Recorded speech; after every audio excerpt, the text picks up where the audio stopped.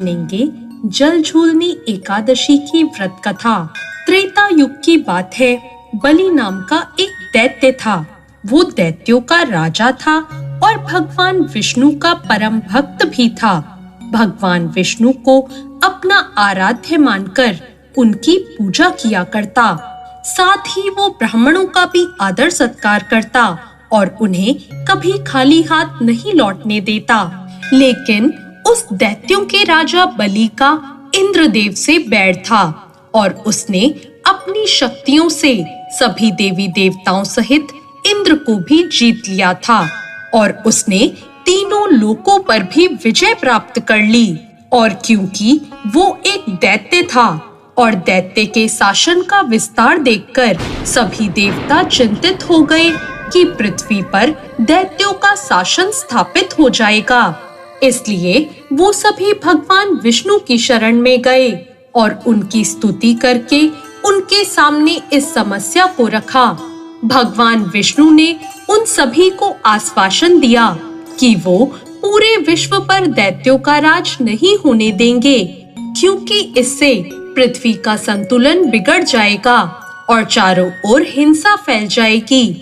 उन्होंने दैत्य राजा बलि से तीनों लोकों को मुक्त कराने के लिए वामन अवतार लिया। यह अवतार भगवान विष्णु का 5वां अवतार था। वामन अवतार लेकर भगवान विष्णु राजा बलि के महल पहुंच गए और वहां जाकर उन्होंने राजा बलि से संकल्प लेने को कहा। राजा बलि के संकल्प लेते ही वामन देवता ने उनसे 3 पग धरती मांग ली और कहा, हे राजन, तुम मुझे 3 पग भूमि दे दो, इससे तुम्हें तीनों लोक दान करने का फल प्राप्त होगा। वामन देवता की बातों से दैत्य गुरु शुक्राचार्य ने यह समझ लिया कि ये तो भगवान विष्णु हैं और राजा बलि से तीनों लोक लेने आए हैं। गुरु शुक्राचार्य ने राजा बलि को सावधान कर दिया, लेकिन राजा बलि ने कहा कि वो संकल्प ले चुका है और वो भगवान विष्णु को अपना आराध्य मानते हैं और इसलिए वो उन्हें मना नहीं कर सकते। राजा बलि दानी था, इसलिए भी उसने वामन देवता का आग्रह स्वीकार कर लिया। भगवान ने अपना आकार बढ़ाया और उनके आगे पृथ्वी भी छोटी पड़ गई। वामन देव ने अपने पहले पग से भूमि और दूसरे पग से आकाश नाप लिया। वामन देव ने राजा बलि से पूछा कि मैं तीसरा पग कहाँ रखूं? ऐसे में राजा ने तीसरा पग रखने के लिए अपना सर आगे बढ़ा दिया और फिर वामन देव ने अपना पाँव उसके सर पर रख दिया। इस तरह सभी लोकों के साथ राजा बलि पर भी वामन देव का अधिकार हो गया और राजा बलि, जो कि एक भक्त दानव था, वो पाताल लोक चला गया और देवों को उसकी शक्ति से छुटकारा मिल गया।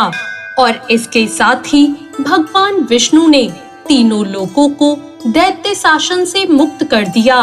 एकादशी के दिन इस व्रत को करके इसकी कथा पढ़ने और सुनने से वाजपेयी यज्ञ का फल मिलता है। इस एकादशी के दिन भगवान विष्णु के वामन अवतार की पूजा की जाती है, इसलिए इसे वामन एकादशी भी कहा जाता है और इसे परिवर्तनी एकादशी भी कहते हैं, क्योंकि चतुर्मास के दौरान अपने शयन काल में इस दिन भगवान विष्णु करवट बदलते हैं और इस दिन भगवान विष्णु और लक्ष्मी जी का श्रृंगार करके खूबसूरत डोले में सजाकर यात्रा निकलती है, इसलिए इसे डोल ग्यारस भी कहा जाता है।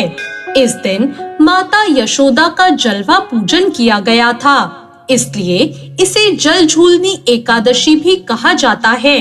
कुछ स्थानों पर ये दिन भगवान श्री कृष्ण की सूरज पूजा के रूप में भी मनाया जाता है। यह पद्मा एकादशी के नाम से भी प्रसिद्ध है। पद्मा माता लक्ष्मी का एक नाम है। इस दिन जो व्यक्ति एकादशी का व्रत करते हैं, उस पर माँ लक्ष्मी अपना संपूर्ण वैभव लुटा देती हैं। तो ये थी जलझूलनी एकादशी की व्रत कथा।